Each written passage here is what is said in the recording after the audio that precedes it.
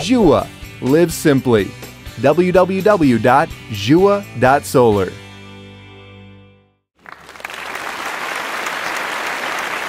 Next up is battery storage, the BESS category, because PV magazine is not just about solar modules, despite the name. Storage, of course, is playing an increasingly important part in our industry, firming the solar energy that we are producing on rooftops and also free fields throughout the electricity network. Marianne Villa, you're going to be leading our BESS category for today, so I'll pass the floor over to you.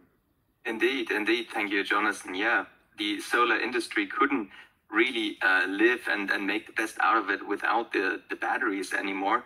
And so we had the battery energy storage system category introduced this year. We saw 14 entries coming from France, from Germany, from Italy, but also, of course, from storage system powerhouse China. In these entries, we saw one big trend, and that was identifiable throughout pretty much every single entry, and that was a modular design approach. All these batteries could be stacked together quite easily to increase capacity, to increase power, and of course meet varying consumer demands and consumer profiles. And this was not just the case in CNI or utility scale systems, but also in residential applications. That some might just need, a 1 kilowatt hour battery, and others with a bigger family and then higher loads might need a 10 kilowatt hour battery, or those who like to bridge prolonged outages. There are many applications and many reasons why one would need to increase capacity. And another term, and in terms of chemistries, we also saw that lithium-ion batteries dominated the market, continue to dominate the market. The changes here are within lithium-ion. We see lithium iron phosphate batteries penetrating the market. New chemistries with varying degrees of nickel and manganese are seeing the market. And we had also one not so common chemistry, a lithium metal polymer battery entering the market, or entering our awards. But yeah, for this year, lithium ion still dominates not just our awards, but I think this is also reflective of what's happening in the wider market.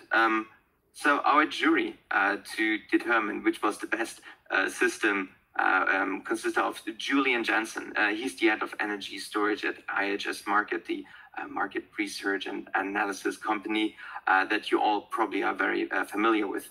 We had Rory McCarthy, principal analyst at energy storage or of energy storage at Wood Mackenzie.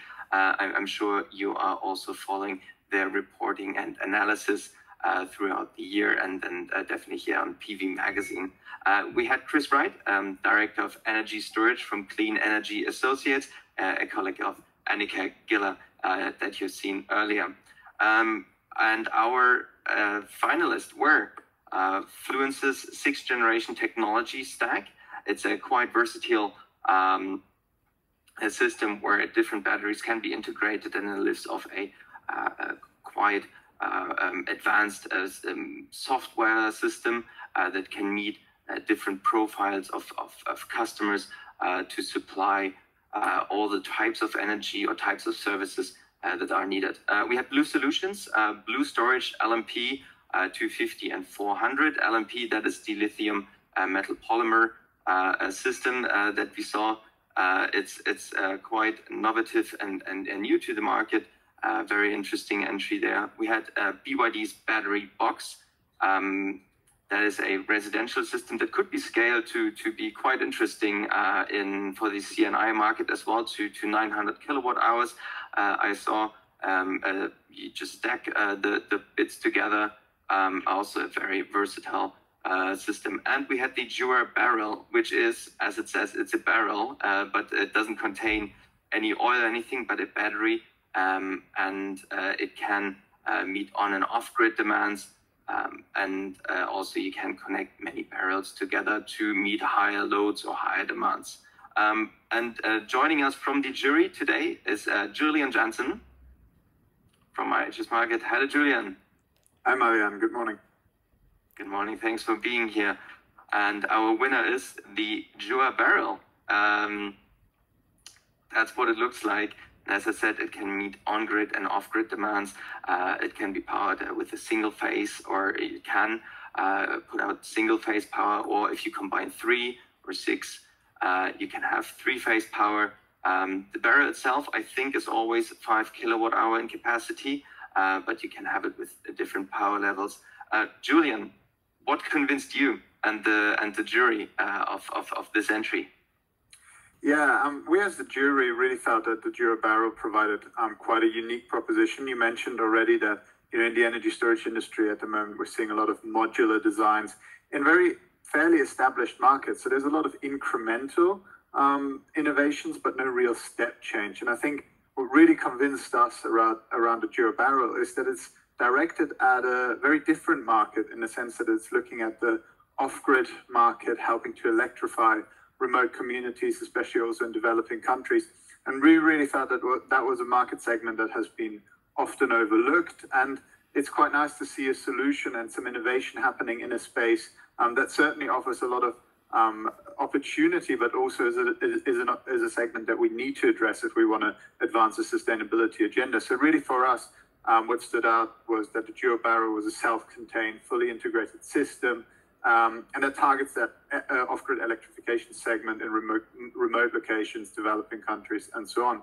And on top of the kind of particular unique design features, the robust design, the plug-and-play nature, I think what ultimately really convinced us about this wasn't just the hardware aspect of it, and of course it does look quite striking in this kind of barrel format, but really what convinced us was that this design and hardware feature was paired with remote monitoring, the combination with a pay-and-go system and solution for those locations. And we felt that that creates quite a unique and compelling innovation to make a difference in segments that are often overlooked. All right. And we'll be having on this program now Matteo Villa, the Senior Vice President and General Manager of Europe and MENA region at Jua. Thank you, Matteo, for joining us this morning, and congratulations for winning the award. Thank you very much. Thank you very much. Jua is very happy to receive this award. Be honest, this was a very wonderful surprise, and thank you very much. We are very happy. We are very happy. That's true. We are covering a special segment of the market. Yes, the off-grid and hybrid. That is a bit different compared, let's say, the storage in Europe and US, where everything is much more easy, because in the off-grid, let me say, you have no second chance when you are going to install something in the middle of nowhere. All right. Thank you, Matteo. Julian, so the audience, dear viewers, please do forward your questions through the control panel, as I was telling you earlier, and we'll be forwarding these questions to Matteo or Julian for that matter. But we'll kick off with you, Julian. I know that you have some questions left from the deliberations for Matteo. Absolutely, and I think while a lot of the hardware elements were very clear to us and were very easy to understand, one big question that kind of came us is really how would you overcome the challenges with regards to training and qualifications of local installers or even local maintenance, because we've seen that often a challenge, especially in developing economies, where the local skill set might just not be there to support quite complex technological innovations in those segments. Well, this is a very important question, because in this type of segment of the market, the technology is important, but it's not everything. The most important thing is to solve the problem during the commissioning. Because if you are going to install something, I don't know, in the northeast of Nigeria, you are considering the total CapEx of installation, you can go back 2 times or 3 times. Then, aside of the technologies, that's why we developed, let's say, the Jua commissioning training. Why? Because last year, unfortunately, with the COVID experience around the world, we spent a lot of time to develop the training program. Now we have a lot of materials, we have a lot of videos. And just to give you an example, in April, when the world was frozen, let's say, we was able to install, for example, a few telco towers in the middle of the desert in Libya without to be present. Because now, using the technology, the OT technologies, or also WhatsApp, our video and our process, we are able to, let's say, to support the local installers in the installation, avoiding the typical problems that the installers in Africa or also in the Middle East has about how to connect the batteries to the inverters to the thing, because everything is coming already done. Then there are three main let's say, topics for us. The first time is the solidity of the technologies. In fact, we are providing 10 years warranties because it's done with Tier 1 materials. The second one is the use of materials, video, PowerPoints, and let's say, Jua Barrel support to support the installer. And the last one is the software. We develop internally our main board, our software. Then we are able to connect our barrel to the cloud, and then we can, every 2 seconds, see what happens. Because the difference sometimes compared to the other system is that we are receiving the data from the barrel every 2 seconds, not every 15 minutes. Then we can prevent and see every time what happened. Also because we need to consider the local environmental problems, you know, the stability of the grid in Nigeria or some other problem in terms of humidities, other problem that you can find in Africa. These three mixed together provide us the solidity and the happiness to provide something that is working. Because if you are installing a solar barrel and we are specialized, for example, in hospitals, you can fail because if the system fails, someone will die. Then we need to be sure that everything is done with the right process and also later with the right O&M plan. That is not very huge, but you need to every time to see if your system is working, remove the problems from the barrels, keep the filter clean. And another important point is the logistics. If we are shipping, I don't know, Q system to some island and Comoros, so the cost of shipment sometimes is much more high than the technologies. Then technology is important, but all the other steps must be considered to be successful in the installations. Yeah, that makes a lot of sense, and I think that's a really important point that you raised there. Maybe just one quick follow-on question, if I'm okay to ask this, Marianne, because I think it does relate to some of the elements you mentioned there on the shipping side. You know, what distribution channels do you use? Because, I mean, you're still a fairly young company. How do you think you can achieve scale? Because you can't go and sell every single system across the continent of Africa, right? So what distribution channels are you aiming to be using to achieve scale and to grow as a company?